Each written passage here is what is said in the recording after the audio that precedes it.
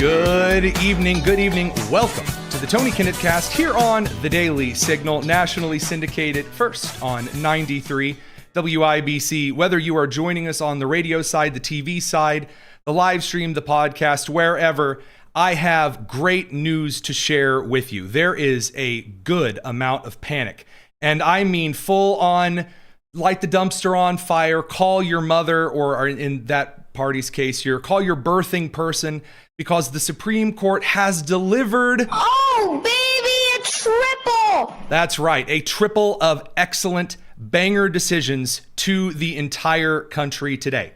And we're going to get right into them because there's a lot to cover.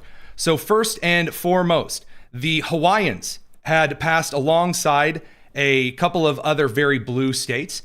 You may remember New Jersey, California, Maryland, New York, after a Bruin decision in 2023. So back in 2023, the Supreme Court of the United States said, blue states, hey, you can't just automatically assume that you get to take people's Second Amendment rights away from them. That's not a thing that you can do. You actually have to be very specific in the legislature, and you have to make sure that it follows the United States Constitution. So Hawaii, again, among the other states that I listed, put forward a series of legislations that basically forbade people to concealed carry, again, exercise their Second Amendment rights based on some really weird kind of duct tape and urinal cake thin garbage. I mean, we're talking like really shoddy constructed bills. Like, well, if the store is connected to a public path and maybe it's on a public sidewalk, if the storefront that's connected to the public sidewalk says you shouldn't have guns, then we get to confiscate firearms. And shocker, the Supreme Court oversaw a case in which, again, Wolford v. Lopez, this Hawaiian law was brought up in front of everyone. And that led us to the decision. It was a 6-3 along ideological lines, like a lot of these are going to be. Alito, the author, Roberts, Thomas, Gorsuch, Kavanaugh, and Barrett were in the majority, although Barrett filed like a separate kind of secondary majority opinion along with Thomas and Gorsuch, but that's not really important. Then you had two dissents. And so who are the two dissents on the sometimes legally acceptable? This is the one Supreme Court justice that I've actually met in person, Elena Kagan, who actually crafted a kind of legal argument as to why she thinks that states should be able to ban firearms in some places at some times.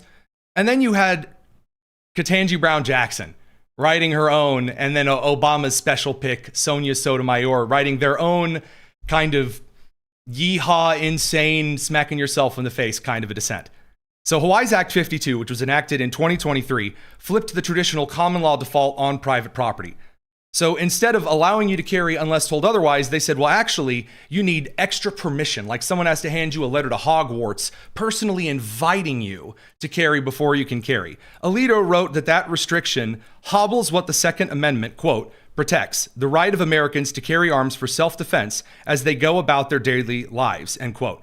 He then added, quote, the Second Amendment has the same meaning in all parts of the United States. It cannot give way to the spirit of aloha in Hawaii, end quote. And that's what people like, for example, Mazie Hirono, who struggles to tie her shoes, was trying to suggest about this particular bill, that somehow the magical spirit of aloha meant that you can just ignore the United States Constitution. Now, an extra fun little smack in the face to those who thought that you were going to be able to quash gun rights is not only did the Supreme Court rule this violated the Second Amendment of the United States, but also the 14th Amendment, meaning every citizen gets very basic rights, and you don't get to take those away just because the color of your state's voting record is blue. Now, Jackson, joined by Sotomayor, accused the majority of manipulating its 2022 decision into a free-for-all that lets the judiciary thwart the will of legislatures by privileging access to firearms above all else. Now, the irony here, and what's really hilarious, is that it is Sonia Sotomayor and Ketanji Brown Jackson that try to do the exact opposite with like transgender experimentation on minors. They argue that the judiciary, the Supreme Court, should get to force every single medical provider in the United States to provide transgender, again, medication, experimentation on minors, because this is a specially protected class of individuals. So to the liberals, except for Kagan on the Supreme Court, rights are simply special minority class privileges. And the rights that are specifically enumerated in the Constitution and the Bill of Rights, well, those are more just like helpful suggestions that evolve over time. So that was the first big smackdown on, again, those who are the gun-grabbing crew. The second are both Homeland Security decisions. So in Mullen versus Doe, this is the big temporary protected status thing. So all the way back into the 1990s, Bill Clinton he decided as the president of the United States to declare that he really liked Monica Lewinsky, and also that this group of people, they get temporary protected status because it's not very safe out there in the wide world. And then those people stayed here forever. And then George W. Bush took office, and he granted magical temporary protected statuses to various groups of people who would then come to the United States, who would get limited background checking, and then would just get to stay here until the president declares one day on a shining silver hill that the crisis has been abated, and then you can go home after the people have lived here for 20, 30, 40 years. So finally, this mess was challenged after President Trump said, hey, there seems to be a lot of migrant fraud and also some cultural concerns regarding, for example, Haitians who came to the United States under the temporary protected status afforded to them by Joe Biden, for instance, and then they just get to stay here. And so in this case, the court ruled 6-3 again that the federal law creating the temporary protected status program does not allow courts from reviewing the determination by the Department of Homeland Security. And that sounds like legal gobbledygook. What's actually going on here? Essentially, the left said, we're just going to tie each of these cases in which the president says, all right, temporary protected status is kind of over. There would be a million lawsuits that say, well, actually, this person will die. They'll be sacrificed and burnt alive if they go back to Haiti. And, oh, you know, we can't send them to Syria. Syria is a horrible place. Sure, they're flying the Syrian flag outside their house, but Syria is a terrible place. Don't send them there. And the argument that was made by the Department of Homeland Security is the law says the president gets to decide when temporary protected status begins and when temporary, English is kind of cool, when temporary protected status ends. Those are the rules. And this upset a lot of people. In fact, 9 people, that's right, 9 people, 3 or 4 congressmen and women, and then like 5 people they paid $5 to hold signs backwards behind them, found this decision that Trump can uphold the law and do what the executive branch is supposed to do, and you can't use judges one after the other, after the other, after the other, to do a Chuck Schumer style holding up the process forever. That's a very, very, very big deal, by the way. The left decided that this was the time to panic. Now, before we get to the panic itself, there's one finally. Again, that's 2 out of 3. Let's get to the hat trick.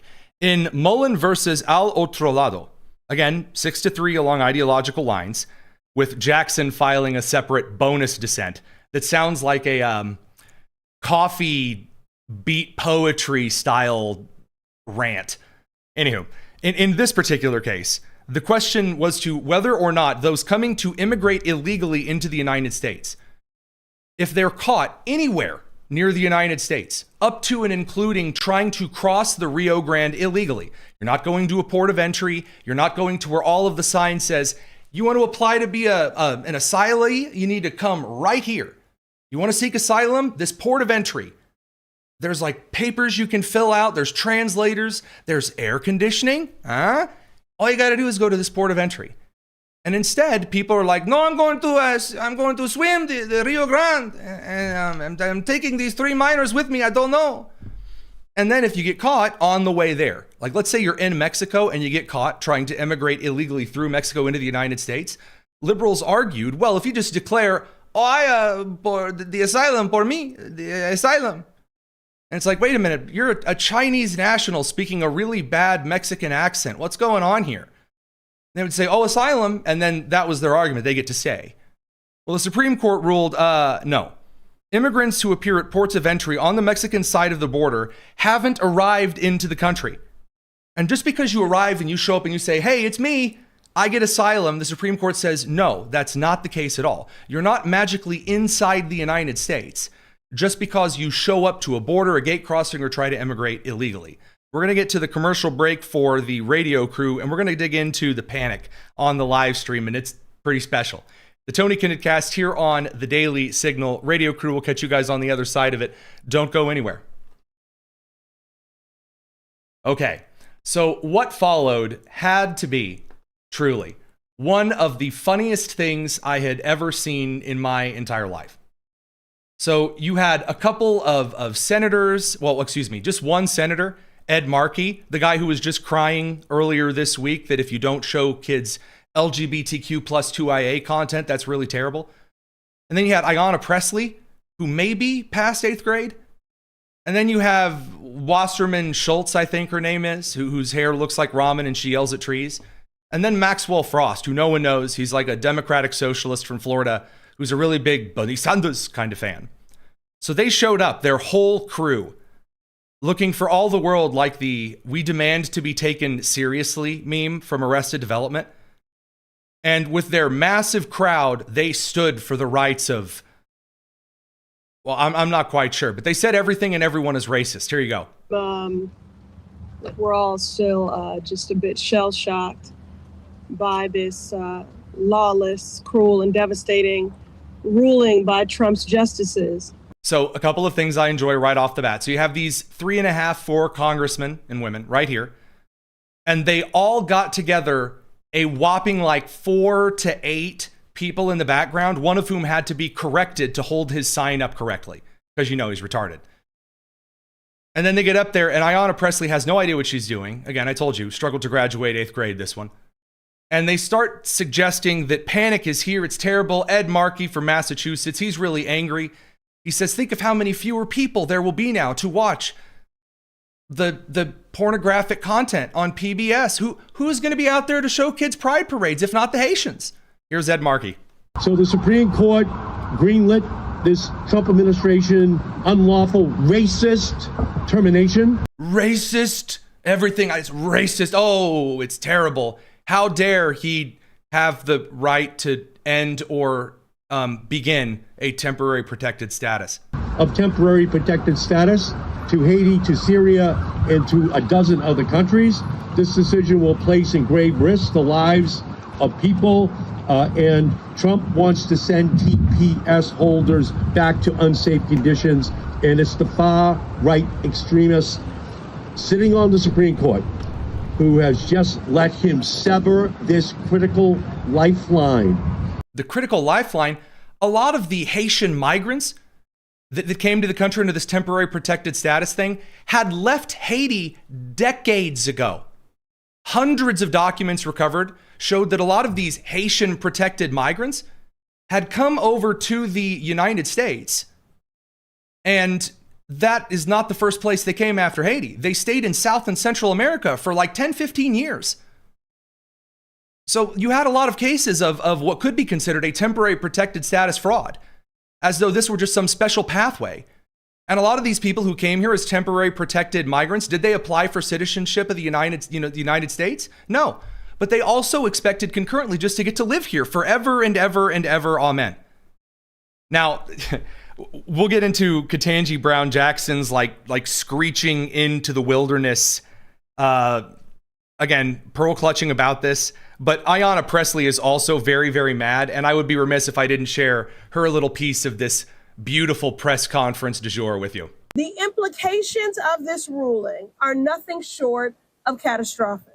Business owners will lose their staff and employees, which will hurt local economies. Oh no, the cheap slave labor. I love this argument so much. I love it. I really do. Because this is the same, Mike Lawler, representative of New York on the Republican side of the aisle, made the same argument. Oh no, what's going to happen if we can't have all of this cheap labor working here? Oh man, it's terrible. I mean, we wouldn't, actually offer those jobs to regular citizens of the United States. My father worked, after working in a factory, worked as a nurse for several years, and he was very good at it. Goodness gracious indeed. All right, the radio crew joining us back. Welcome back to the Tony Kinnett cast. Now, there's a little bit more panic and yelling, but I would be oh so remiss if I didn't share something truly beautiful from the decisions today. So there was a moment where Ketanji Brown Jackson decided she was going to split away from the rest of the liberals on the Supreme Court. So Kagan and even Sonia Sotomayor regarding the temporary protected status stuff and regarding the president of the United States not having to grant magical asylum to random people who are trying to immigrate into the United States just because I say, hey, I know that I'm a 21, 22-year-old male from a country that is war-torn and has threatened to destroy the United States of America, but I'm totally claiming asylum. Ignore the tattoos on my arms and legs. So this is Ketanji Brown Jackson's decision. She says, you know what? Forget reading the Constitution. Forget reading the law. Forget being literate. The time is here. This hasn't been widely reported yet. It's hilarious. So while Kagan is actually citing the law, Kagan accepted the Bruin framework, for example, accepted a bunch of other kind of frameworks. Ketanji Brown Jackson suggested that colonial era property statutes and a modern day analog of colonialism and founding era laws, like a white supremacy dog whistle, as though requiring companies to follow the law, like regarding the Second Amendment, or requiring states to follow Department of Homeland Security law, is somehow secretly white supremacy and colonial racism.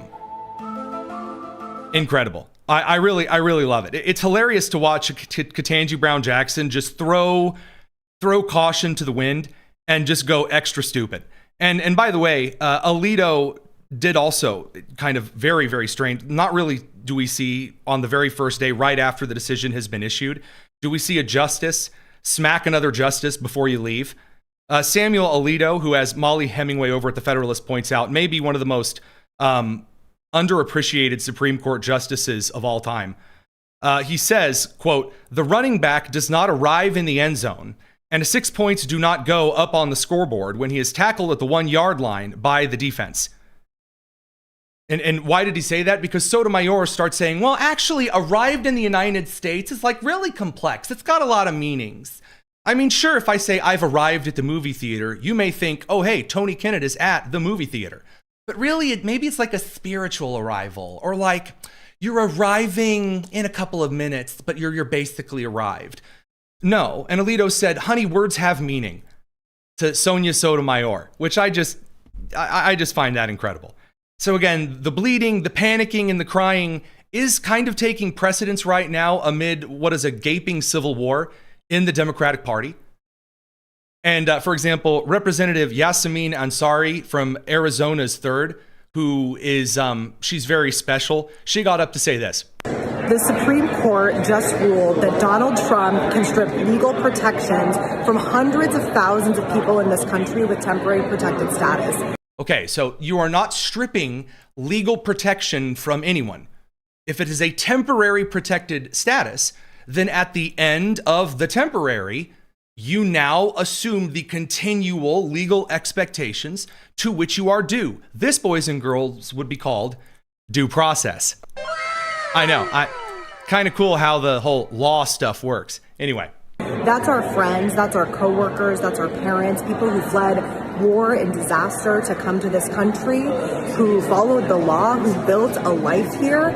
An unelected extremist Supreme Court is coming. I love the unelected. No, the Supreme Court is in fact elected. How are they duly elected? Well, the Supreme Court of the United States is nominated by the president, the duly elected president of the United States, and then is confirmed by the elected members of the United States Senate. In fact, today, the Supreme Court is more elected than it ever has been before, because senators are directly elected by their state's populations. The Supreme Court is closer to the people today than when the United States was founded.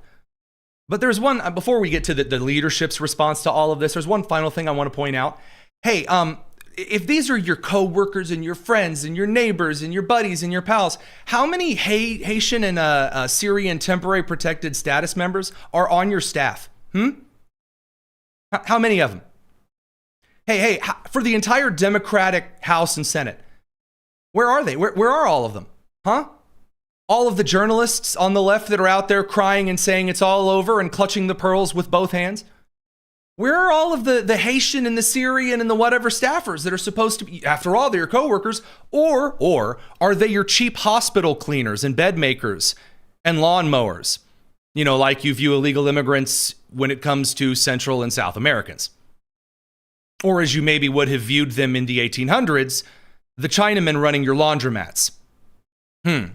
Now, speaking of individuals making really bad arguments, it's time to talk about the leader of the Democrat Party's response to this. The leader of the Democrats in the House, because he did have a couple of things to say about it. And so in a post right before the show, again, the leader of the Democratic Party for Congress, Zoran Mamdani, he made a big post about this, saying the Supreme Court just launched one of the largest attacks on immigrants in modern American history. Thousands of Haitians and Syrians now risk losing the right to live and work in the country they call home. If this is the country they call home, then why did you call them Haitians and Syrians? It seems to me that if they wanted to be Americans and call this place home, you know what those temporary protected status members could do? They could apply for citizenship. Did you know, as I found out this afternoon, that if you're here on TPS, that you can apply for citizenship? And in a way, it's kind of fast-tracked. I had no idea about this. It makes sense, though. We're sheltering you from another country. Those Afghanis that were given temporary protected status, when they came over here after the Taliban did all of its, raping and slaughtering and killing and, the stuff that Muslims often do in those countries, they could apply for citizenship. I never see that as the prescription here. Anyway, the decision will cause enormous pain across the 5 boroughs. Here in New York, it falls hardest on our Haitian community, one of the largest in the country, alongside Syrian families. Interesting. So then he does his little solidarity thing and, the Immigration Legal Support Hotline, which I enjoy because the Supreme Court ruled today specifically, the courts don't get to hold this process up. That's going to be a big nope. So best of luck to you. But yet again, I will ask the fated question. I will ask the question that we all have been asking for some time. Out of curiosity, how many people, Zoran Mamdani, of the Haitian temporary protected status community, the biggest community there in New York, how many of them are working in your office there?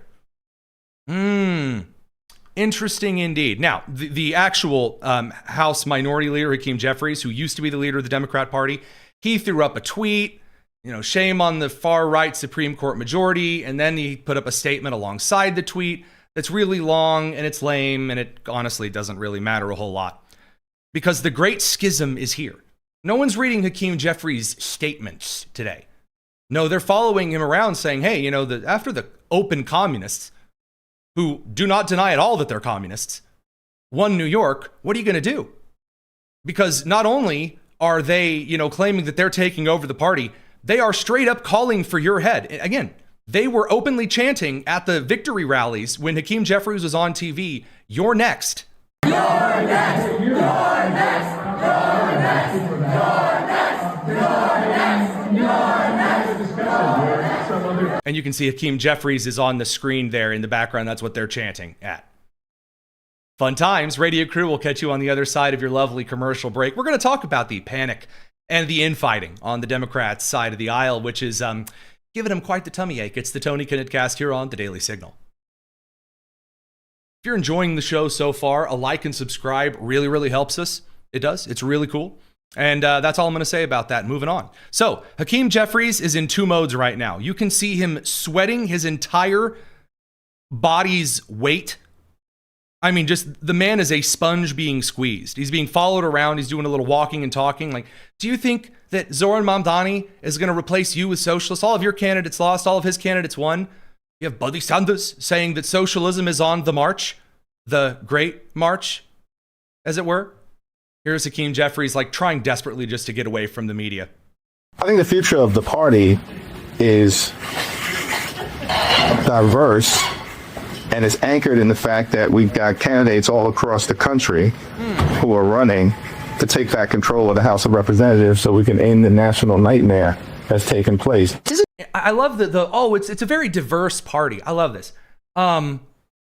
You know why that's funny? They got rid of Espiat, the chair of the Hispanic caucus, to put up one of their little socialisty permanent student ladies. I feel like New York is being taken over by socialism. We are all united in stopping Trump. Oh, we're all united. You're next. You're next. Okay. All righty. That's real super duper special. Incredible.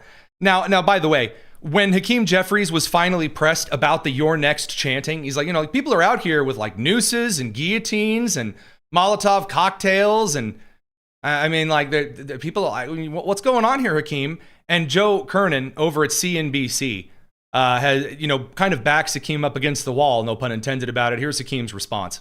I remember last time you were on and you said almost the same thing that you just said, and we all nod. And I know it takes time from the interview and everything, but it doesn't really answer the question that Andrew said. We all agree with what you just said, but it totally shifted from what we're talking about, is whether when the Democratic Party includes someone in that tent that believes these things, I don't think any of those things are going to solve what you just talked about or an answer to any of our problems that you delineate so eloquently. They were saying, "You're next," about Hakeem Jeffries. "You're next. You're next. You're next." You can't think. So he smiles. Hakeem smiles. That man is sweating.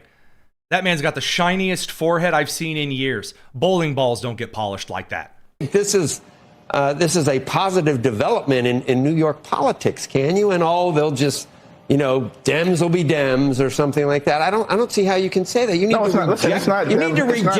You need to reject those things, I think. First of all, I've clearly rejected those things. That's number one. Number two, and my record speaks for itself, this is not a Dems will be Dems situation. Donald Trump is the president of the United States of America right now. Now that's a non sequitur. It's not just Dems will be Dems. I mean, sure, they're calling for my head, and they're again, the DSA, the Democratic Socialists of America, are an openly calling for violence organization. It ain't going too hot there, Chief. So he's like, well, have you seen who the president is? Ah, yes, that's how you always know it's going well. If in the middle of, hey, these people want you dead, what do you have to say? That he's like, well, Trump, did you see him? Ah, yes, excellent. Notable MAGA country, New York City. Incredible stuff. Beautiful. Now, kind of on the last side thing here, of course, John Fetterman, the one Democrat who is truly calling this out. Now, there are a couple of others who are sort of kind of flirting with calling this out. John Fetterman is the only one with any stones to actually do it. And so Fetterman said a couple of things. So he obviously called out the anti-Semitism issue. There's a whole big mess there we could get into. But then he just calls out what he calls the dirtbag left. Alrighty, we're going to swing back, pick up the radio crew from commercial just real quick to reset that clock. Don't go anywhere. It's the Tony Kinnett Cast here on the Daily Signal.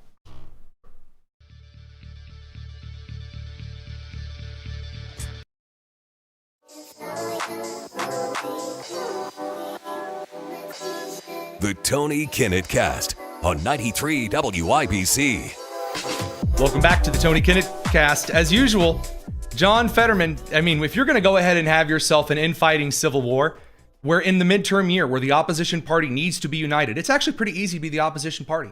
All you got to do is say, we don't like the other guy. But you've got socialists who are going after the corporatists, and then Hakeem Jeffries is sweating to death. Fetterman calling them just all dirt bags, which is just super duper.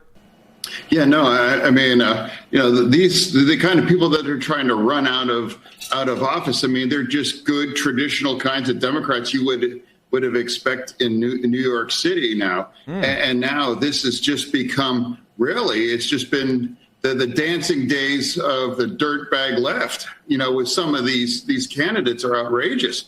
You have candidates, they abolish ICE, abolish the police, abolish the border. I love it. I do. And the reason I love it is I can't claim this particular take. This is from the author known as Bonchi over at Red State. He said, look, I hope Republicans win the majority outright in November, but nothing would be more hilarious than them securing a 51-49 majority in the Senate, only for John Fetterman to then switch parties because the 51st senator is like El Sayed, the Islamist socialist from Michigan, or Graham Plattner from Maine. Because if you don't think that something like that would cause John Fetterman to finally abandon that party and at least do the independent kind of Senator King thing for a bit, but caucus with the Republicans on a lot of things, as he's been doing more, it would be kind of funny. Now, the former representatives, they're not really doing any better. You have like former Representative Steve Israel saying, we must understand that what has ignited a moment where MAGA has taken over the Republican Party, the DSA is trying to do the same to Democrats. Suggesting that, remember when Trump came in 2016 and said, we're actually going to do some things? That's all the DSAs. They're just going to try to do some things. No. As our correspondent Rebecca puts it, she says, this is just too rosy a perspective to put on it. You want a spicy perspective of the Democrats' civil war? I mean, here's the guy openly calling for the schism. When all of the leadership is trying to remain silent, as you've seen from Chuck Schumer, Hakeem Jeffries is trying to run away from it. The chairs of the different House caucuses on the Democrats, well, I mean, the Hispanic chair was just shivved. The Black caucus chair is also calling for blood based on socialism and racism stuff. I mean, because there's no Republicans allowed on the Black caucus in the United States Congress. In the meantime, if you don't actually have the leadership get out there, the strategists will come in. The campaign managers, the big people in the party. For example, you may have seen in the last couple of days, really in the last couple of months on the right, this podcast wars thing.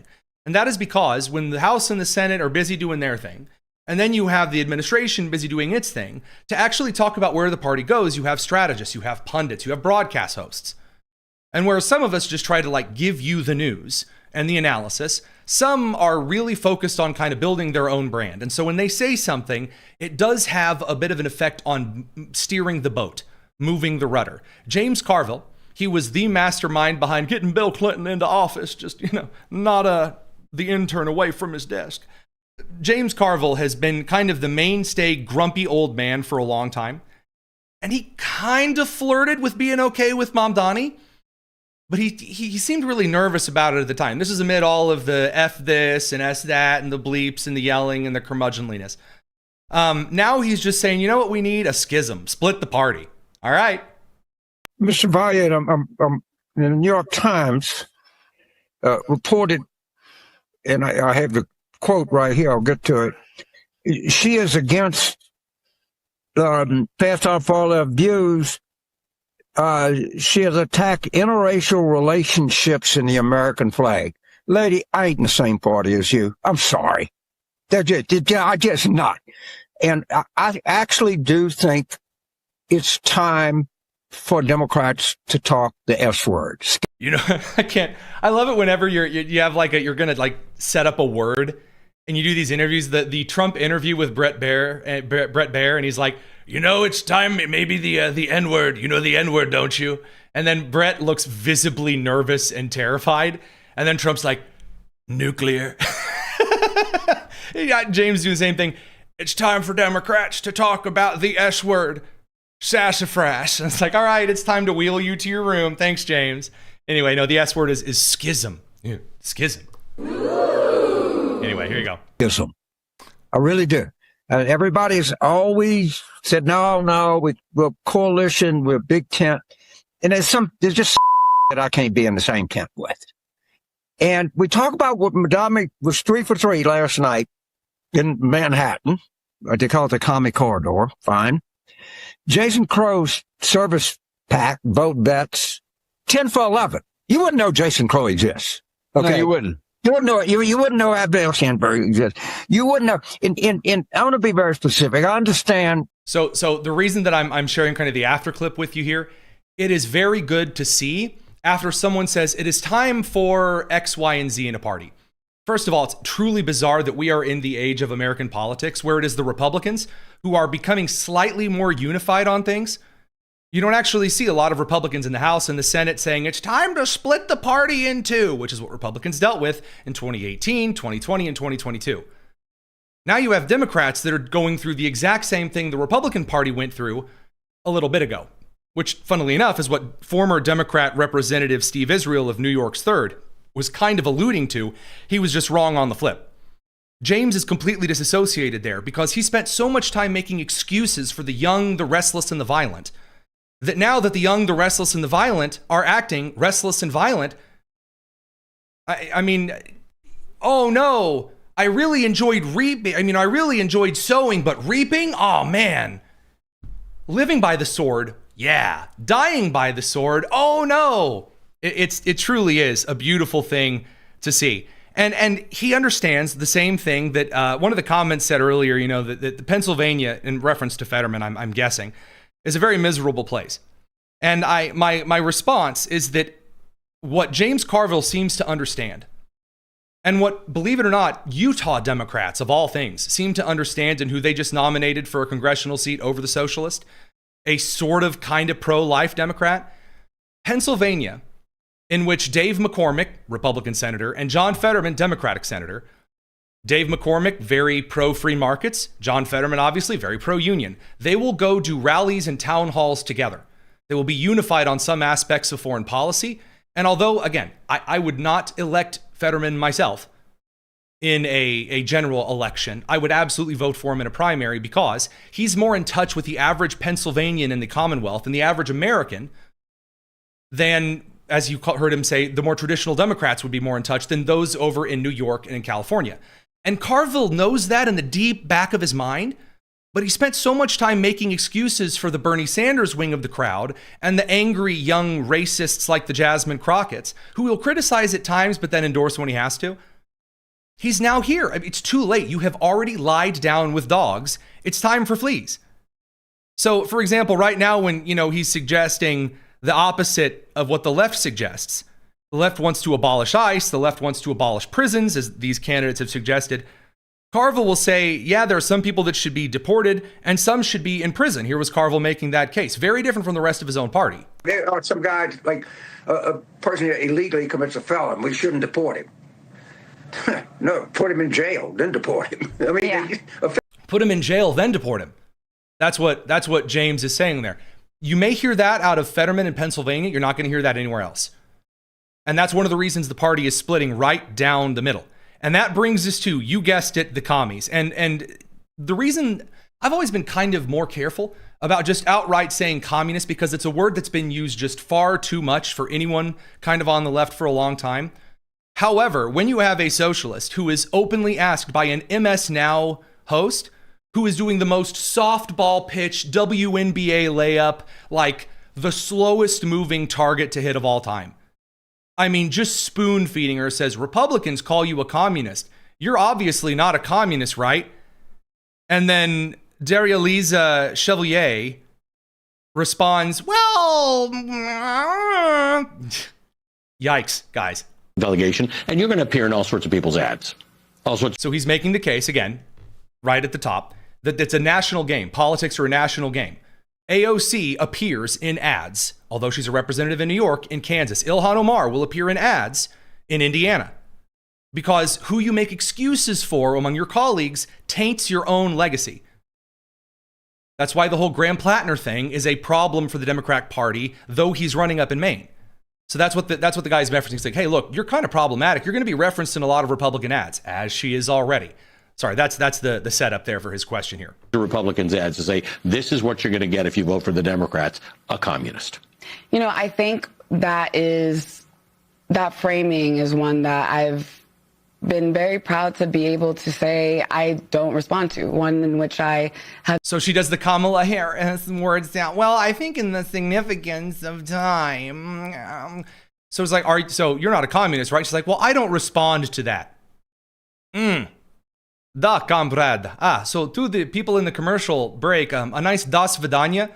And if Mao allows you to return, we'll see you on the other side of the commercial break. We're going to continue on the live stream. She has far much more word salad to deliver to this bread line. It's the Tony Kinnett cast. I've been very intentional to say I won't be reactive. We are presenting, which is a very Marxist thing. Like if you actually engage with the right and you argue with them, they call the right reactionaries. They're just like reacting to anything that's in front of them, you know, like being shot or starved or anything else. So I'm not going to be reactionary by saying I'm not a communist. A vision of what we're fighting for. And I think for far too long, we have had politics that is reactive to what Republicans are doing. What we need is Democrats who are actually going to present a positive vision, one that sets the tone for what we should be talking about, which is the issue of affordability, which is the issue of how our budgets are moral documents. Our budgets are moral documents. So far, kind of blasé stuff. What's the vision, though? Because if the vision happens to be Marxian, if it's Marxist, if it's an openly communist vision, then the answer should have just been yes, and then you shut up, sweetheart. We say that we want to invest in working people in this country, then we need to do that, and our budgets need to reflect that.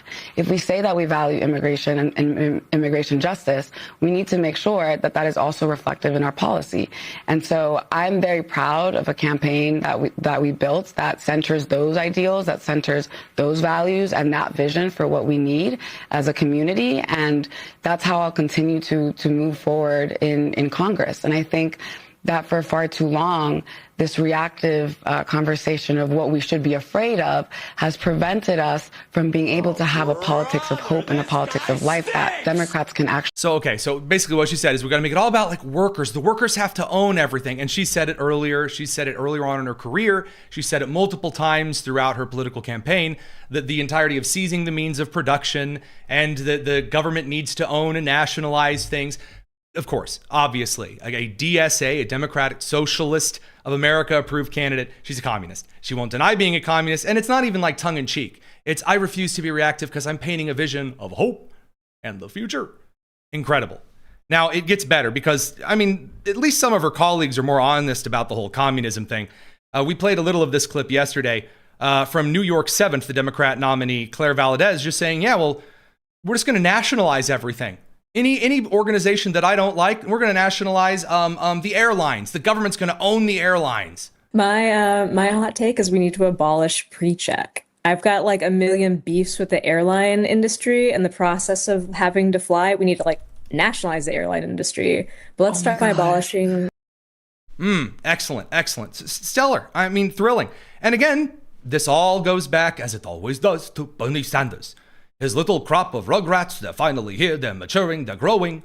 And this is Bernie Sanders today. He says, corporate greed is Tim Cook, the billionaire Apple CEO, claiming that hiking prices on Apple products by over $200 is unavoidable after it made $112 billion in profits last year and spent $310 billion on stock buybacks. These price hikes aren't unavoidable, they're unacceptable. You don't have a right to an iPhone. You know that, right? If you make the thing too expensive, people just won't buy it. There's other cell phone brands out there. Google makes a smartphone lineup. Samsung makes a smartphone lineup. I mean, my battery actually lasts a long time and I get to decide what apps are on my phone. It's kind of nice. And also, he's wrong. They didn't spend $310 billion. They spent $89 billion on stock buybacks. Either way, no, Sailor. We got to bring the radio crew back one more time. Don't go anywhere. It's the Tony Kinnett Cast.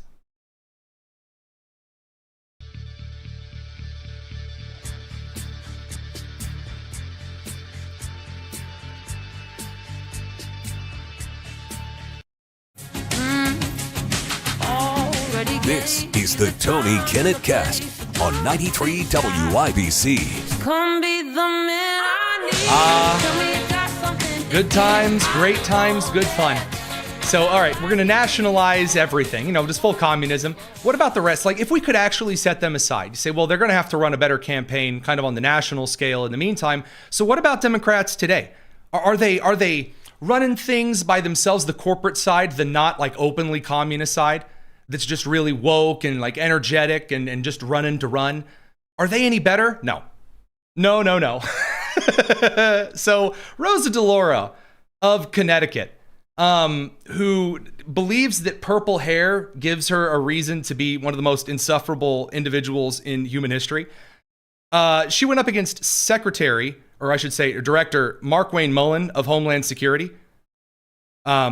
And again, this all boils down to the same Supreme Court decisions, all about illegal immigration and about enforcing federal law that Congress could change if it wants to. And she decides on C-SPAN, I think this is C-SPAN 3, the Ocho. Let me see here. What do we got here? When you take... Yeah, C-SPAN 3. So not on C-SPAN 1 or C-SPAN 2, but C-SPAN 3. Watched exclusively by like one sad guy in Washington, D.C., apparently me here in Indiana. And then I'm pretty sure there's one Waffle House whose buttons on the TV broke. They got stuck on this back when they launched C-SPAN 3 in like 2014. It's right next to ESPN 8, the Ocho, and Corncob TV. Very, very exciting. So here is Rosa DeLauro. Again, this is supposed to be the other side of the Democratic Party, the side that James Carville wants on his side of the schism. The leftist, old, elderly, angry Karens. That's right. Here we go. Take your clothes to the cleaners. They give you a tag, and you then go back and you retrieve your clothes. When you get luggage, you go and get your luggage is returned. Well, I wish the Biden administration would have done that. Let me just say this to you, sir. Again, it is my time. 3,900 children were separated from their families. 450,000 kids were lost during the Biden administration. You didn't say a word about it. Mr. Secretary, do not interrupt. Don't you point your finger at me. Don't I be a will hypocrite. point my finger at you. Don't you be a hypocrite then. Then you be a threat. You should be as a... So she begins with her exciting laundromat and baggage claim thing. Says, hey, look, there are children who are missing. Like, we think there are a couple thousand who are missing. They're not missing, by the way. But you know, if they're supposed to be, you hand your laundromat order, you get the dry cleaning. I know a lot of Americans who don't usually get dry cleaning, but I mean, yeah, the luggage tag thing, sure, for baggage claim. And you know, you take half of it, I get a little piece of the ticket back. We can find them. And so we're asking, and Mullen corrects her and says, yeah, we know, we're looking into this. And also in the last administration, you didn't say anything. You didn't have any concern it was 400,000. And then she says, don't talk, it's my time. It's my time. Even though, again, as you all know, a committee hearing is supposed to be for, I ask you question, you give me answer. That's what it's meant for. But of course, because we have cameras in the room, Rosa DeLauro, who hasn't really been on her like old lady TikTok game lately, making her influencer reels, she's back to doing the indigo violet boogie. Upset about the 450,000 kids that were lost. You didn't say a word about it. For 4 years, you never said a word. Mr. Secretary. Could you put him in his place for don't yell at me. You should be put in your place. So Rosa DeLauro, experiencing a good amount of mania, she just starts, something pops inside of her, and she just starts yelling at everybody. She starts yelling at Mullen, and the chairman's like, you do have to let her speak. Those are the rules. Like, hey, come on. And so DeLauro then starts yelling at the chairman, who just correctly, you need to put him in his place. And also, I need to talk to the manager. My soup is cold. And you can't film me here. This is a Kmart. It's private property. Mr. Secretary, and do not accuse me of lying. I'm here to accuse you of lying. How dare you accuse me of lying? So that's one part. All right. But again, it's not just Rosa DeLauro. She's not running in 2028. They got to have somebody. So we go and we get out old Gav. That's right. Old Gavin Newsom. Oh boy. And I'm excited because he was supposed to be the front runner. He was. We were supposed to see, Gavin Newsom, strut out and be the 2028 nominee. And he was going to say California should be the whole country, which, nope. But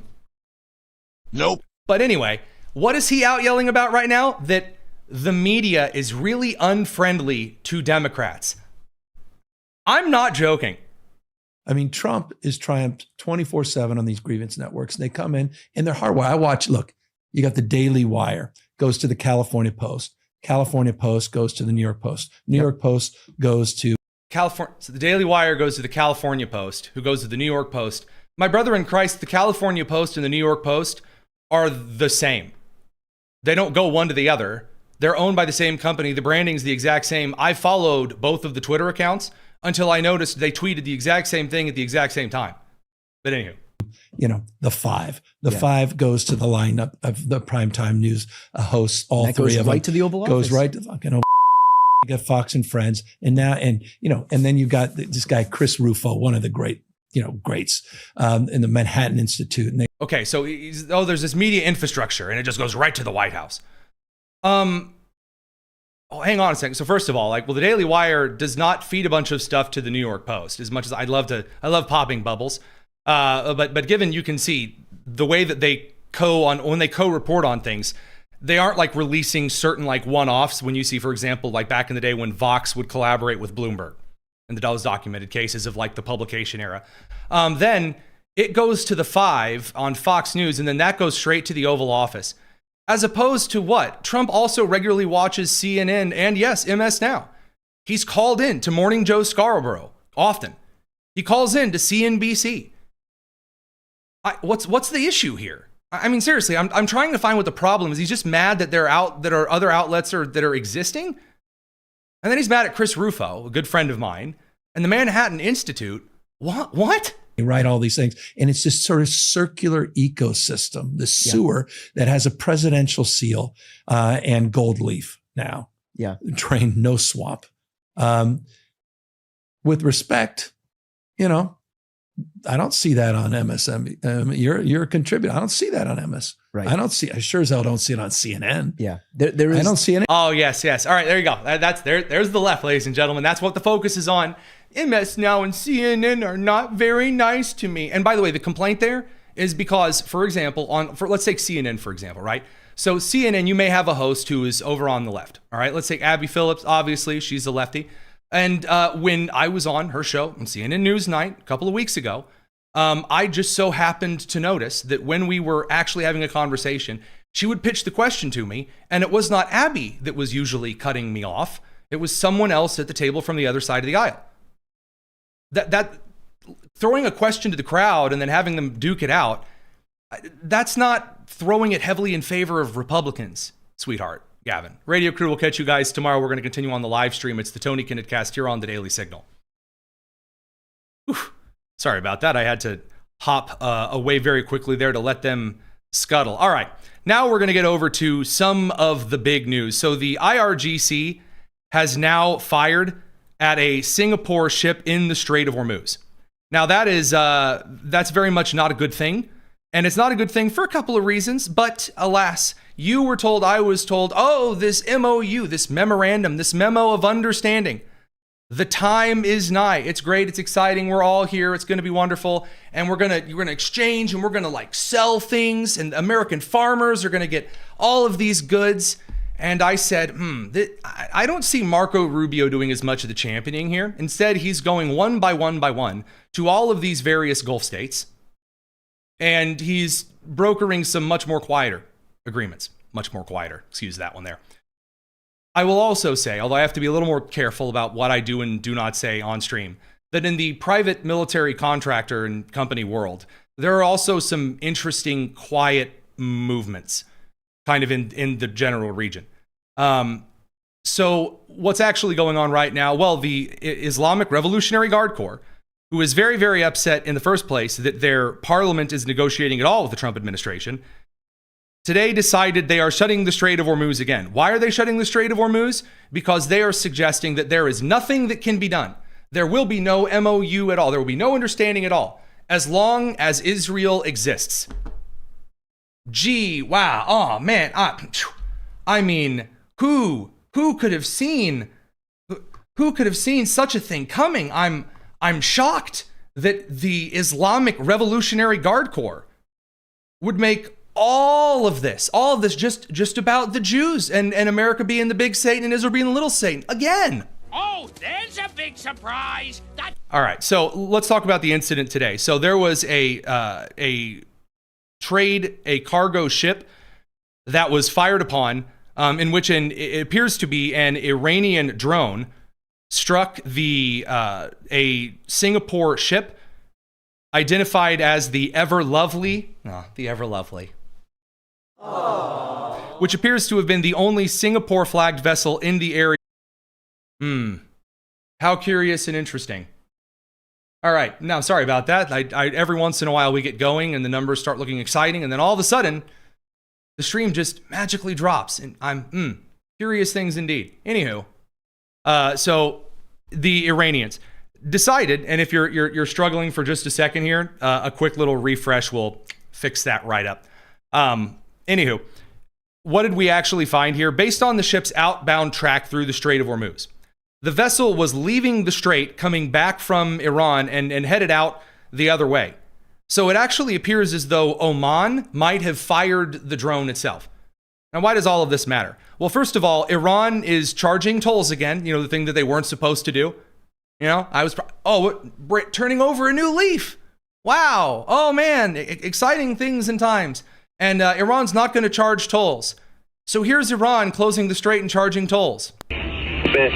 Attention all vessels, attention all vessels, attention all vessels in Persian Gulf and Oman Sea. Do not redeem, do not redeem. Anyway, excuse me. Attention all vessels. This is SEPA Navy warning.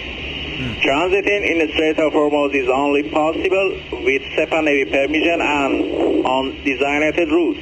If any vessels attempt to transit in the strait without our permission or AIS off or outside of the designated route, it's responsible for any consequences of any danger. This is SEPA Navy out.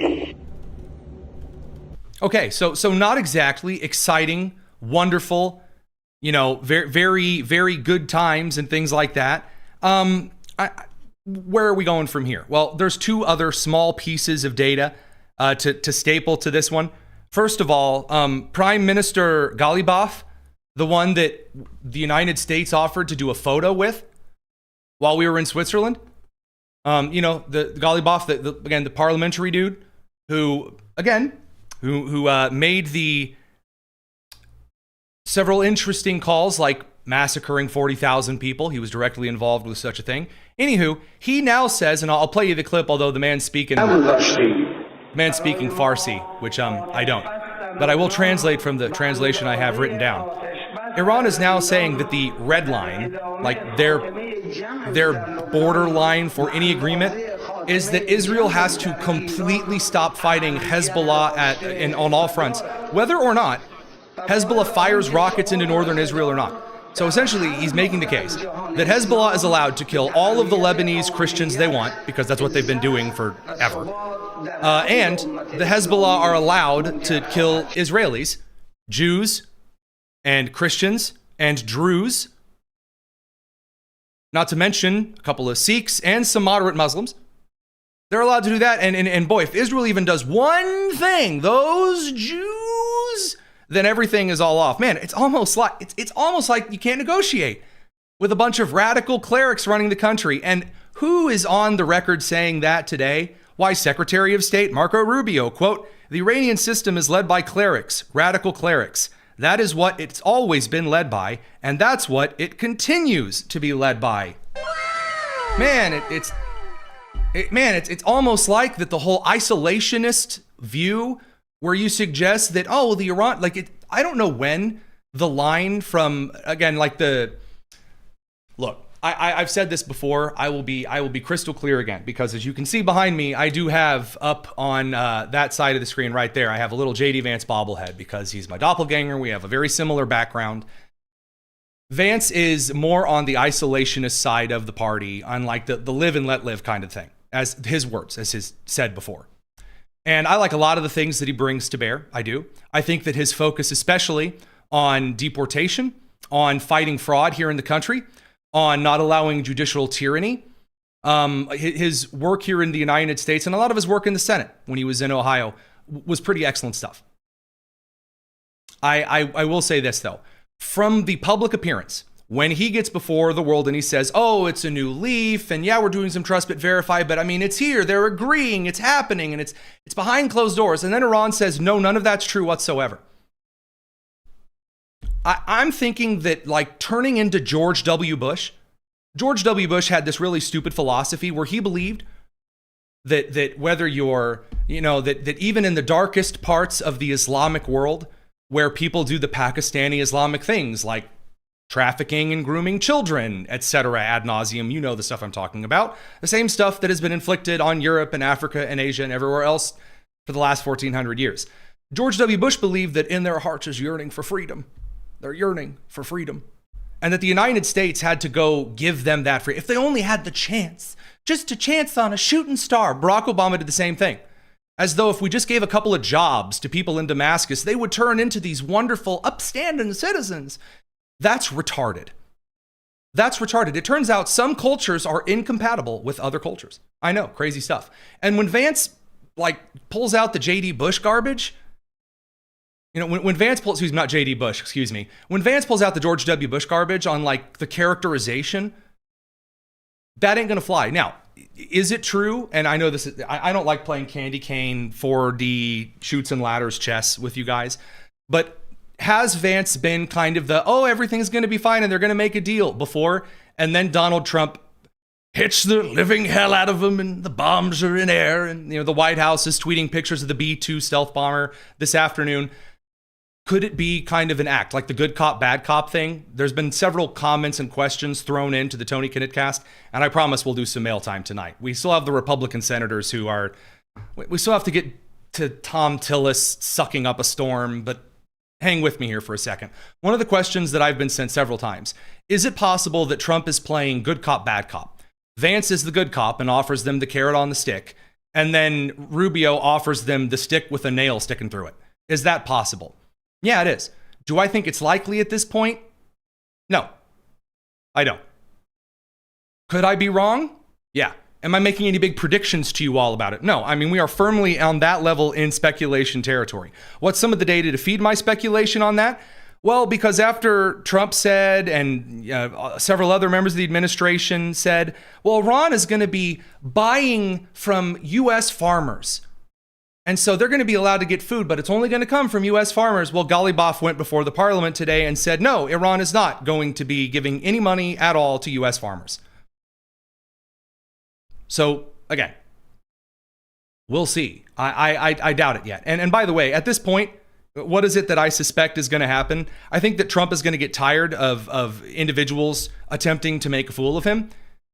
And you're going to see not like a kicking, you're not going to remove the vice president. Again, J.D. Vance is excellent on a lot of things. I think Vance will probably come home and just focus on fraud for a while. I think Steve Witkoff will probably end up going back to the Russia-Ukraine thing for a while, because that's just turning into two very tired people throwing weak punches at each other. And I don't know, Jared Kushner will go back to designing high-rises. So we're going to quickly reset the clock for the commercial side now that we're out of the broadcast hour. And we're going to hit the Save America Act stuff, because I told you yesterday, there's some silver lining stuff. And believe it or not, of all the crazy things, Tom Tillis of North Carolina being put under pressure and not just throwing his toys down, but just trying to say, actually, I don't know where the votes are. I wasn't expecting it, but I'm here for it. We're going to get into some of that stuff and why actually, no, the Save America Act is not dead yet, and it's got a bit of a chance. It's the Tony Kinnett Cast here on the Daily Signal. Don't go anywhere. We'll be back in just a few seconds.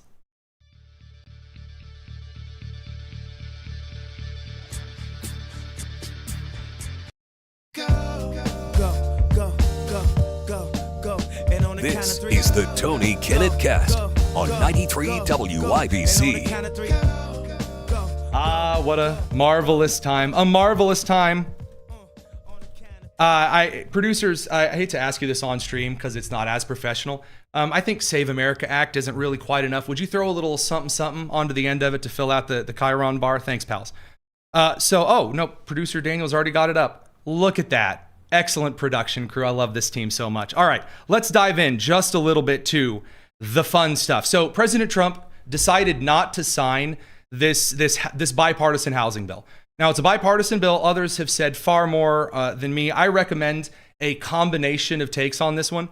I do. On the housing bill stuff, I recommend some of the writing over at kind of the Heritage Foundation take on it. Also, some of the monologues from Hugh Hewitt. Also from Buck Sexton, like Clay and Buck, and then also kind of on the more dissection side, probably Ben Shapiro and Michael Knowles on that side. So I'm not going to dive way too much into it. There were some good things, and then there were some kind of garbage things that are just like wish casting. So this bipartisan bill got flooded forward. Trump said, I'm not going to sign it until we have the Save America Act. And a little of it's kind of some theater, because it's going to go into law in 10 days anyway. And if he doesn't sign it, those are veto-proof bills, meaning like the House has already passed it in a very large way. The Senate's already passed it in a very large way. It's going to pass. But the President of the United States is, again, keeping all of the focus on the Save America Act. And the reason I believe right now, this is analysis, not as much kind of speculation, that he's doing this, is that there are several bills that the establishment part of the party on the Republican side of the aisle really, really wants. Really, there are a couple of things that the establishment part of the party is really, really looking for here. So Mitch McConnell, Tom Tillis, Lisa Murkowski, Susan Collins, John Cornyn, and Bill Cassidy, they really would like the FISA court stuff to go through. There's a couple of other measures that they would also like to go through. They'd like a couple of nominations to be confirmed. They'd like things to move right in, get to happening, no big issues. That's the kind of thing that, at least as far as this administration is concerned, that some of the establishment crew is looking to happen, to get done. And Trump is saying, no, we're not going to do this. We're not going to move forward. We're not going to pass all of these things that you want until you get the Save America Act, which is very, very popular with the American people, through. Speaker Johnson has made this very clear. We have passed it 3 times already. We will pass it yet again if we have to. Speaker Johnson had this to say before his face-to-face at the White House. Listen. I'm on the way to the White House to meet with the president about where we are.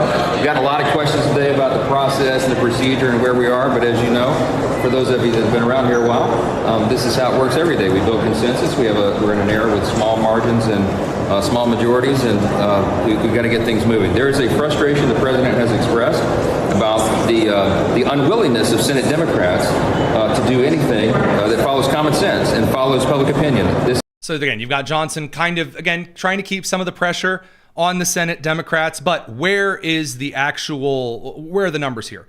So again, there are 3 pathways forward. Either number 1, the Save America Act, by either gluing it to something else. I really don't think the reconciliation package stuff works, because saying, oh, we're going to not give you any money unless you do this, rarely ever works. And a federal judge is happy to just swoop in at the pass and essentially say, hey, you can't park there, and then turns the funding faucet back on. Tony, when have we seen this before? We've seen this in Minnesota with the judge and like the SNAP program. We've seen it in California with like infrastructure policy and program. That's not going to happen. That would be very performative. And so the grants, oh, we're going to withhold money from you. That doesn't work, because federal judges are just going to force you to turn the tap back on. That'd be number 1. Number 2, the big way they could really try to pass it through is with the 60 vote minimum. That ain't going to happen, because guess what? There's not 60 Republicans in the Senate. It's not a thing. Number 2, or I should say the second actual way to get it through, you could get it through by just throwing away the filibuster and say, screw it, 51 vote majority, and it can't be a tiebreaker vote. It can't be 50 Republicans and then JD Vance. That the vice president can't be a tiebreaker on a rule change. He can be a tiebreaker on a bill. He can't be a tiebreaker on a vote change. A confirmation counts as a bill in this case. So he can't do anything about it. But you would need 51 people, a mix of Democrats and Republicans, whatever, to get rid of the filibuster altogether. And then, hey, simple majorities forever, and the Senate becomes a patty cake ping pong match forever, which it's going to happen anyway. So pretending that all of the sudden, when the Senate flips to the Democrats eventually, that it's going to stay here forever. Yeah, that's just going to be a big nope from me, Bob. So the third way, the very last way that we can actually get this through, is the talking filibuster. So right now, that 60 vote threshold, it's an agreement of sorts. It's a rule that, hey, if we don't have 60 votes on things that aren't budget reconciliation related and aren't nomination confirmation related, because again, that was the whole Mitch McConnell, you're going to regret this sooner than you may think, thing back in 2013. So there's a rule, like, if you don't have 60 votes, then we're just going to say you could filibuster it forever and go, no problem. So there are a lot of Republicans, and we talked about this yesterday, from Senator Mike Lee of Utah, Jim Banks of Indiana, Ron Johnson of Wisconsin, Rick Scott in Florida, et cetera, ad nauseum, who have said, hey, do the talking filibuster. If Cory Booker wants to stand in front of the Senate and talk with his don't poop my pants pills in his system, and he's going to stand up there and talk as long as he can, and they want to try filibustering it for a few weeks and talk until they're all blue in the face, then okay, let him do it. And we'll do the talking filibuster. Well, this has really, really upset Senator John Cornyn of Texas, which is really funny. So Senator John Cornyn posted today, and he has been royally, royally roasted for this, quote, "There is not a single instance in the history of the United States Senate where a talking filibuster has resulted in a favorable outcome for the proponent. Furthermore, here are some very other important priorities that would be precluded from considering." Which, by the way, it's basically just a bunch of like wish casting stuff in the list. The problem is he's just dead wrong. He is very, very, very, very dead wrong. So as Sean Davis from The Federalist points out, the building that Cornyn has worked in for 20 plus years just so happens to be named after a U.S. senator who used the talking filibuster to break the opposition to the Civil Rights Act.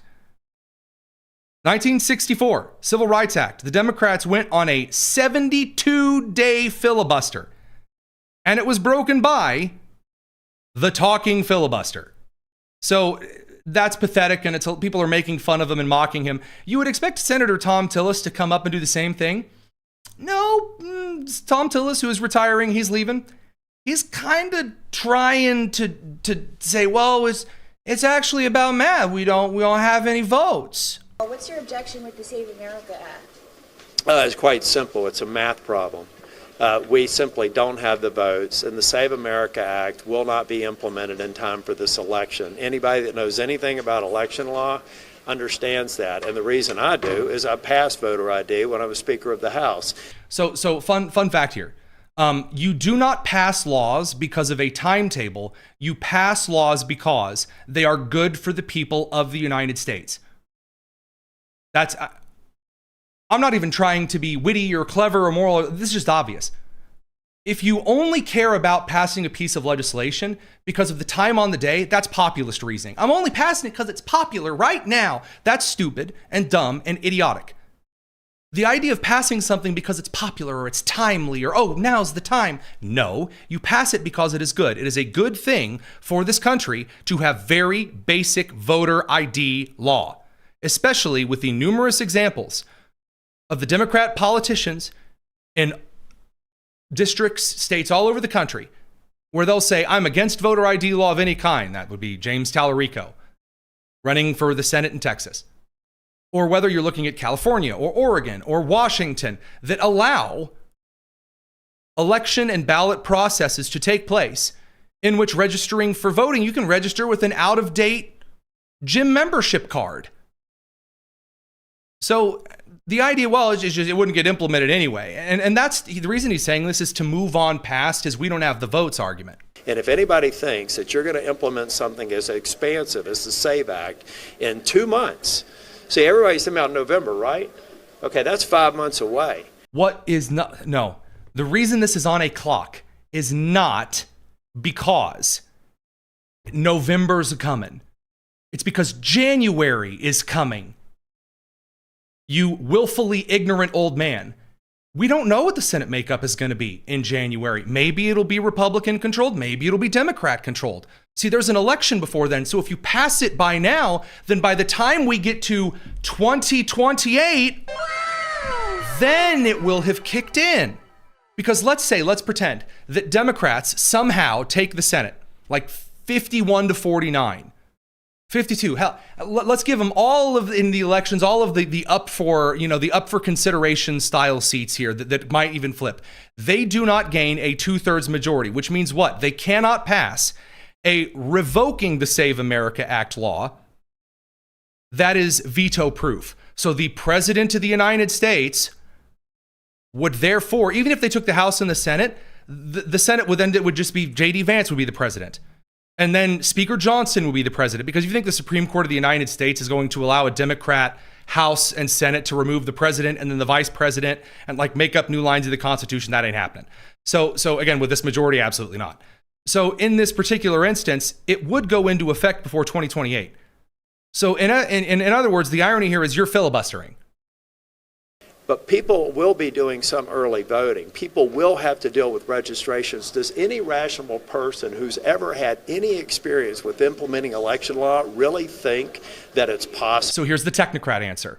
I'm happy to go to bat for technocrats on a lot of things, because nothing is more embarrassing than an individual who is really passionate about running. For example, I've used this example for those of you who are fairly new, first time you've heard it. I used to be an education policy guy. I was a former teacher and administrator.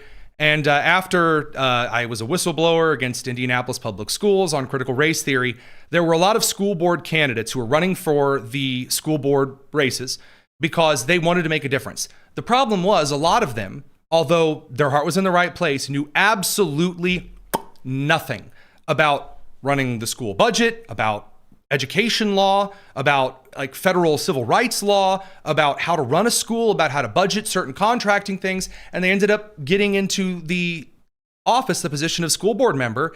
And then they ended up humiliating their own party because they didn't know what they were doing and they were routinely humiliated or they made really stupid decisions. So I'm not against arguing in favor of technocrats, but what has killed the establishment, the technocrats, is this gatekeeping garbage, which is when someone says, hey, I think this law needs to be passed. And then instead of engaging with you on it, you have someone like Tom Tillis who goes, well, actually, you don't understand. Someone who understand if you knew election law and you understood the fine proclivities of the quid pro quos and the inside abnormalities and the hustlety-scuzzleties of legal theory, you would know that actually it doesn't work this way. So go run along back to your crayons and let the adults, I mean, people don't like that either. People don't like that. It turns out, by the way, that you can be both competent and know how the law works and also not condescend to people about how that law works. We have a lot of senators and representatives now who are coming into those houses that are actually a great example. Marco Rubio is a great example of this. Brandon Gill of Texas is a great example of this. Jim Banks of Indiana, who will cite for you the statute and then explain it to you and actually come up with real, serious, correct, and applicable lanes to get things done. Mike Lee from Utah is another great example of this. Tom Tillis is not.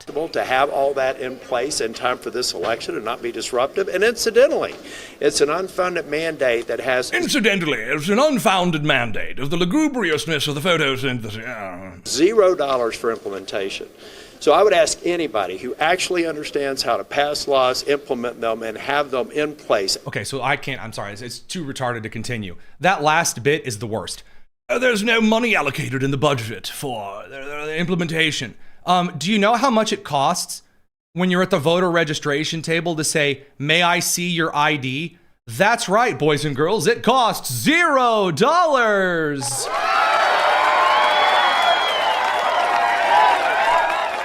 Hey, listen here, Captain Math Jackass. Newsflash bulletin for you here. It turns out that it doesn't cost extra implementation dollars to require individuals to bring their own documentation.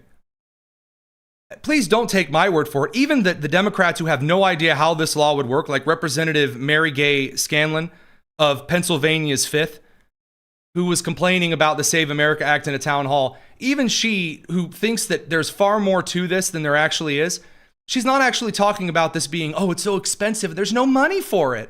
Now, under this SAVE Act, real ID that shows citizenship is required. Only 5 states have real ID that shows citizenship. Pennsylvania is not one of them. So remember all the harassment you had to go through to get real ID? If you did, because only half of us have it still. You'd have to go through more to get that kind of real ID just to register to vote. So to smack Tom Tillis real quick here, one more time. I don't hear her, again, Democrats are more than happy to complain about how expensive something is if it's a Republican proposal. I give you Iran. The only time that Democrats have ever complained and said $1 billion a day was when Hakeem Jeffries was moaning and crying about Operation Epic Fury. That would be it. But in the case of Representative Mary Gay Scan Card, or whatever, all right, Representative Mary Scantron, she's suggesting here that, oh, you need a real ID and no one has it. So if you read the bill, again, literacy, kind of a cool thing, you would see that you can present and provide documentation for your citizenship in the ways that all kinds of organizations, private and public, who require ID of multiple kinds, you can bring certain kinds of mail or your birth certificate that you can get multiple copies of from your health department. And it's very, very cheap, costs nothing, almost. There are some states where you could just print your birth certificate out endlessly ad nauseum if your mom's like really into scrapbooking or something. So it is an extra layer that is unnecessary. Every study that's ever been done shows that non-citizens are not voting in our elections. So now we're just making stuff up. Every study ever that's ever been done, ever. I've read none of them. And actually, I don't know what peer-reviewed means. And I mean, Act Blue gave me this check earlier. So every study ever, I trust the science. It says that actually voter ID is morally evil, and also you're probably racist. And so it's another way to stir up fear. It's another way to keep people from voting. So here in Pennsylvania, we know people don't have real ID, people don't have passports. I love this. I love this so much. As one comment points out, and I can't confirm this, so Netta-121, if you're wrong, be it upon your head, says, in Pennsylvania, I'm assuming that's the birth certificate, costs $10. Oh no, the horror, not $10. Where would one find $10? Incredible, beautiful. I really enjoy it. Then you have people like Whoopi Goldberg, who, of course, I'm going to show you the view. After all, ABC Disney claims they're news. This is a news program. So here's the news from Walter Cronkite's successor, Whoopi Goldberg, on the Save America Act, which she says no one likes. He torpedoed the bill because he wants another bill signed. Yeah. Right. And it seems to me no one wants to sign this bill. It doesn't have the votes. It doesn't have the votes. And so he's trying to push it and do all kinds of, it's ridiculous. It's the bill that would force people to have ID when they come to vote. And nobody wants it. It's basically called the Save America Act, which is ironic because it's really saving his behind. Yeah.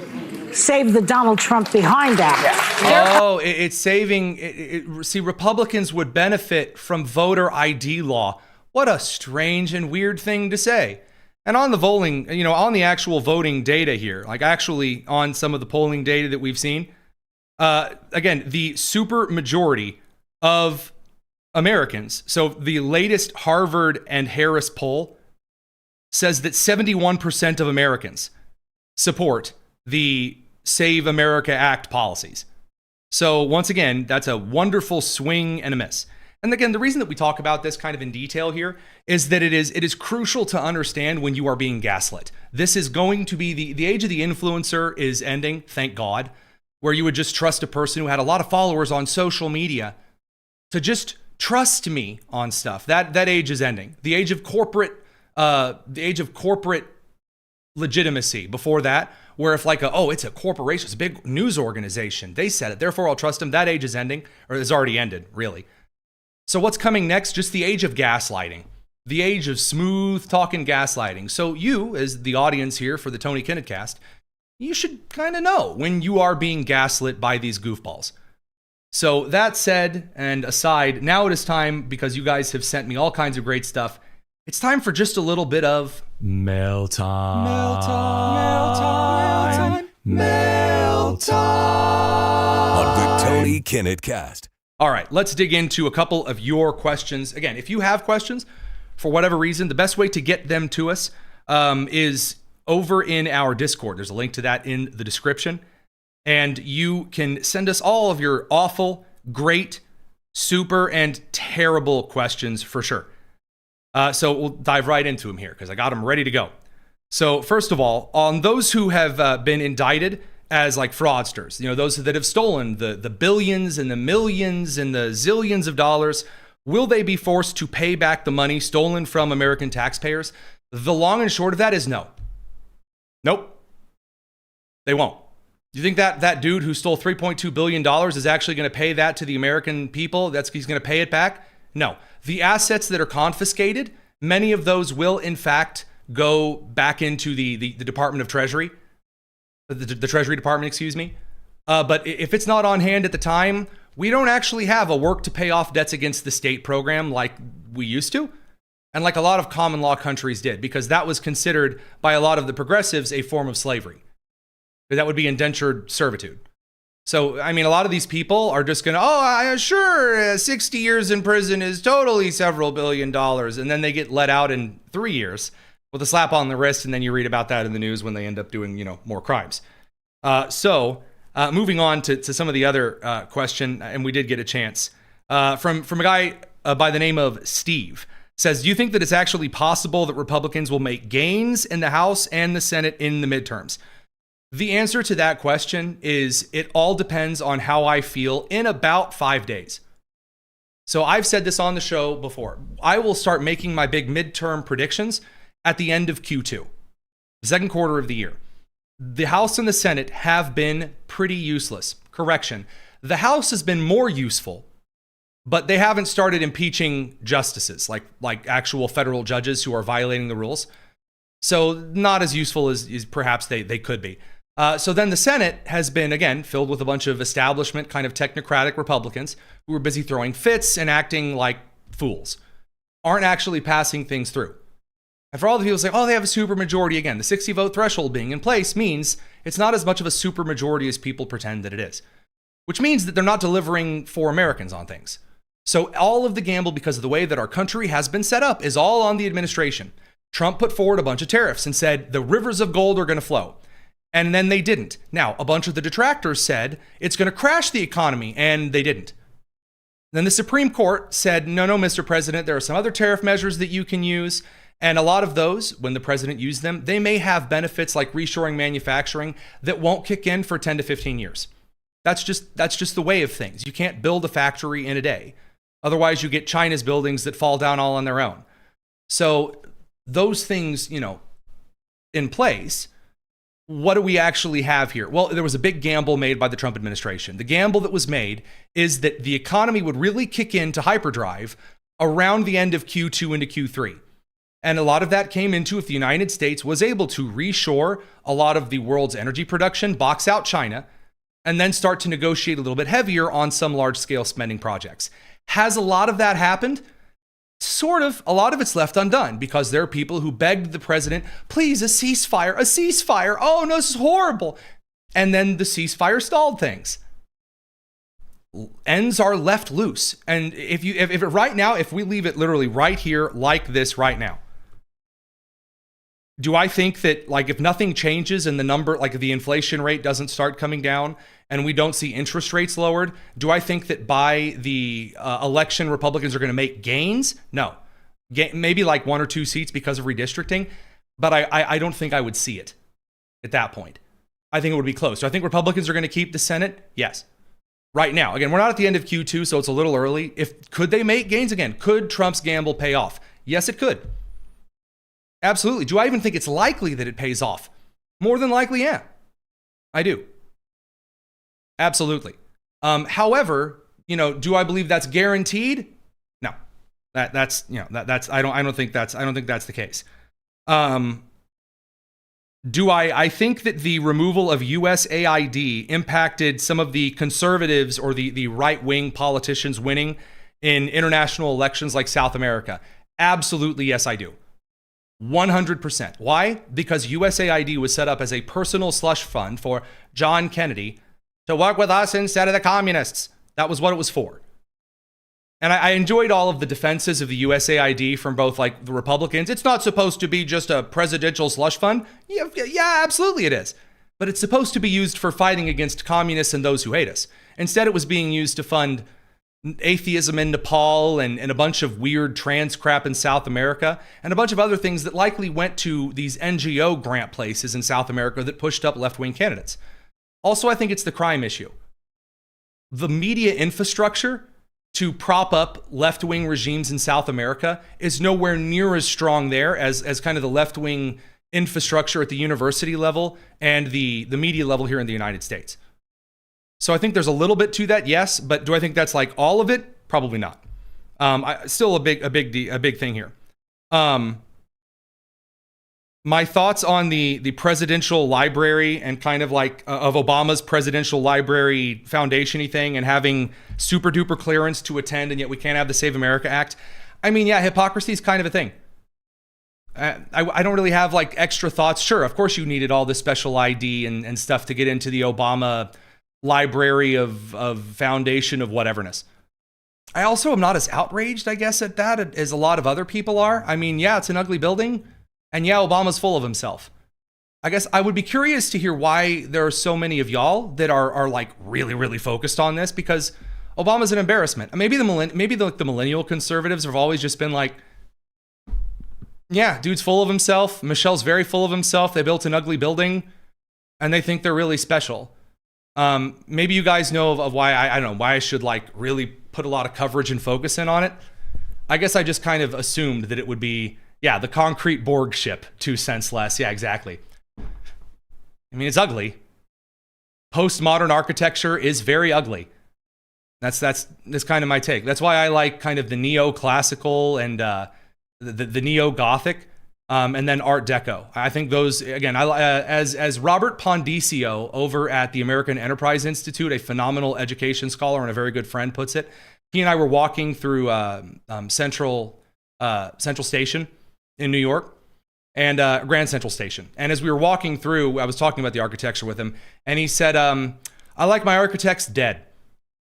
And man, enough said. I very fully agree with that. Why were Democrats recently saying that blue cities carry red states, and without blue cities, red states would be completely broke? That's really confusing. Here's the answer to that, Tam Tam. There is this really self-inflated kind of importance that the left has, where they pretend that food just magically appears in grocery stores, and they forget that there's a huge portion of the country in rural areas and in small towns and mid-sized towns that provide all of the goods for them. Sure, there may be corporate headquarters in blue cities, big areas of commerce and transportation that claim all of the profits for all of the stuff that happens in the rest of the state. And as far as the red state, blue state thing is argued, a lot of places that used to have a lot of infrastructure and manufacturing, like Michigan, for example, Republicans gave up for no reason. So there are a lot of Republicans in some red states that don't like their state legislatures, and they're like, maybe we'll just elect a bunch of blue Democrats just to show Republicans how they like it. And then the state never goes red again. Because people can't read history books. They're just like angry pseudo-libertarians who just complain all the time. And anywho, in this particular instance, you have a lot of like things that Republicans built, like California, the Democrats then take credit for. And then the revenue per capita, like actual generated product, does tend to go down. And you see a lot of businesses fleeing, which is why Dell is now in Texas. Dell's moved to Texas. So that's right. Now you will hear, Richard Jim from Dell Customer Support and yeah, howdy. So that's what you can expect real soon. But that's kind of where that comes from. The social welfare stuff is really overinflated. That the data doesn't quite fit the argument. But that's where a lot of that comes from. Steve, quote, rather than impeaching lower court judges that flagrantly violate the law and the Constitution, wouldn't it be easier for Congress to eliminate the bench seats under Article 1, Section 8, Clause 9? No. The answer to your question is that Congress can impeach a federal judge for anything. Anything, anytime. Congress can just say, hey, we rule you're acting unethically. We think you're acting unethically. And then they can remove them. You don't need a special reason. There's no constitutional thing that says, well, before you impeach a federal judge, pull out the big list of things you need to do. Step number 1, did the judge say mean things about your mom? Number 2, did the judge commit flagrant treason? That's not a thing. Congress should just, with all the little committees and subcommittees and, special envoys that they create often, to waste time, they should create a committee on the oversight of the judicial. Not just the oversight committee, because that committee's too busy writing strongly worded letters. And then they should bring in the judge, and then they should impeach the judge. 2/3 majority in both chambers to impeach a federal judge. You can actually modify that with a rule change. So there's some Supreme Court precedent out of 1942 or 43. Let me go and check on that one for you, as to whether or not you need a 2/3 in both chambers, because there are some special rules that can kind of be adjusted that change that. That again was not written to be a permanent fixture, because the original federal judge system that Congress set up, during the whole Constitutional Convention, there's a lot of really excellent argument about this right before Hamilton starts cranking out Federalist Papers. Another topic for another time. From Nichelle. Says, hi, Tony. My identical twin sister and I watch you now regularly since we found your YouTube channel a few months or so. So glad we did. Really glad you guys are here. You're an awesome guy. Thank you very much. Very kind. My question is, do you think that we will have a war here on American soil against the Islamists either before or after our president's term is over? I left Texas in 2016, and Islam is already getting rather thick there. To answer your question, no, I don't think so. I don't think so. What I think you will see is, I think you will see more of a Spanish Inquisition kind of a thing. I think you will see more of a driving out, probably on a vigilantism status. I don't think that turns into a war. I don't think so. And there have been some events. I think in the 1800s, there were a couple of concerted efforts in Western Africa, not adjacent to Liberia. I have to look. I have some homework to do this evening to answer a couple of these questions. That actually did concerted efforts, and they just turned into kind of vigilantism that ended up with some bans. And I think that's what we're probably boiling down to. The Constitution and federal law are not suicide pacts. They're not. The idea that, like, well, freedom of religion says your neighbor gets to make killing threats to you all the time. No, that's no. So next question here from Holstein Heifer. Tony, oh, this is very kind. Tony, with your warp speed mind and wit, have you been a pilot? Wouldn't be surprised. Yes.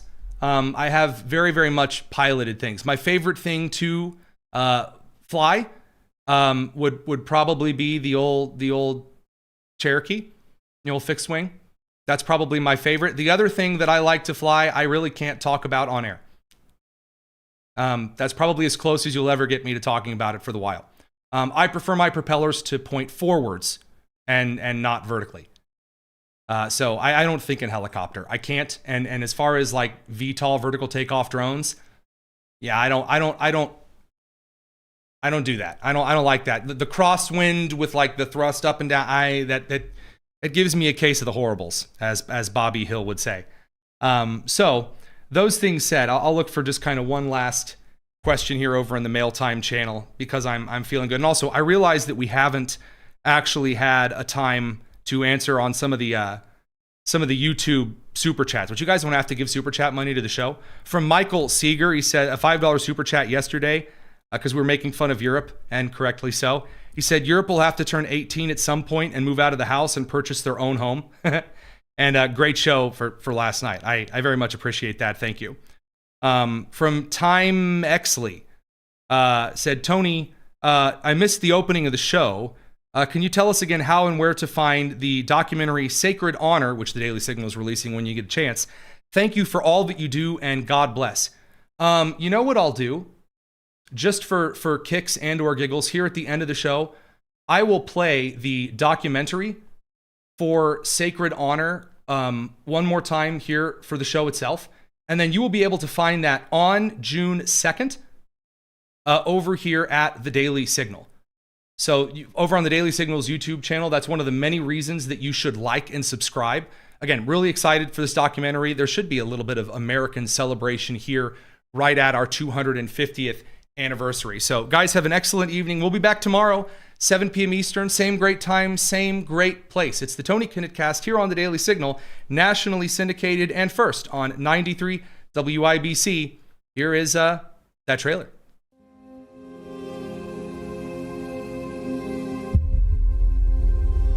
We hold these truths to be self-evident, that all men are created equal,